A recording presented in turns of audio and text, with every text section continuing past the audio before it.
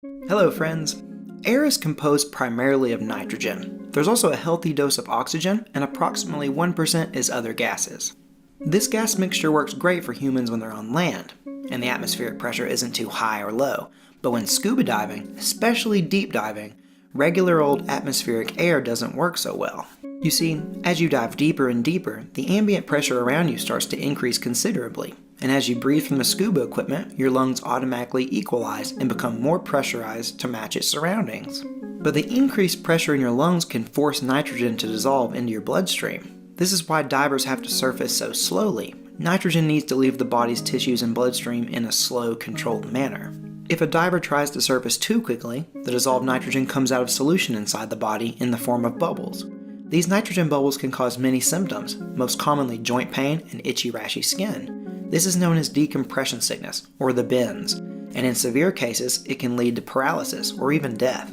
So in order to reduce the risk of decompression sickness, the air that divers breathe can be replaced with a slightly altered gas mix, known as Nitrox. To create this nitrogen and oxygen blend, a good chunk of the nitrogen is replaced with additional oxygen. Because there is less nitrogen in this mixture, it is able to reduce nitrogen uptake in the body's tissues. However, this tactic only works for relatively shallow diving. If one continues to dive deeper, below 30 meters or so, we run into another problem. For example, at 50 meters, the ambient pressure is about 5 times as great as surface pressure. This means that the lungs would contain approximately 5 times as many nitrogen and oxygen molecules as they normally would. Breathing atmospheric air at this depth can lead to nitrogen narcosis, which impairs cognitive function and is similar to that of inhaling nitrous oxide. Replacing the nitrogen with oxygen, as in the case of Nitrox, doesn't really help either, because instead of nitrogen narcosis, the extra oxygen can lead to oxygen toxicity, which affects the central nervous system with side effects such as twitching, altered vision, and nausea. To combat this, both the nitrogen and the oxygen must be reduced and replaced with an inert gas, such as helium, which has very little, if any, narcotic effect.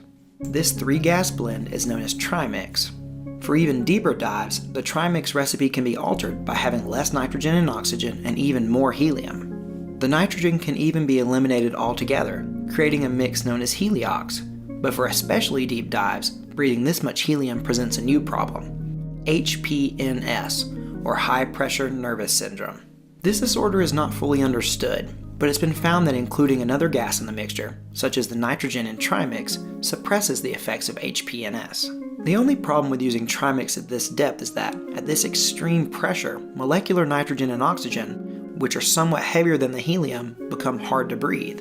Although the oxygen can't be gotten rid of completely, the nitrogen can be replaced with hydrogen, the lightest element, which is much easier to breathe. This blend is known as hydreliox. Even the helium can also be replaced with hydrogen, creating a mixture known as hydrox. Both of these blends are used for extremely deep dives and have been tested to simulated depths in excess of 700 meters. Although this video has covered a good portion of the breathing gas mixtures utilized by divers, there are still more exotic breathing gases that were not covered. Regardless, I hope you've learned exactly why deep divers can't rely on atmospheric air alone, and I sincerely hope you've enjoyed. Well, you know what to do if you feel this video has earned your support. My name is Randy Dobson, and I'll see you next time.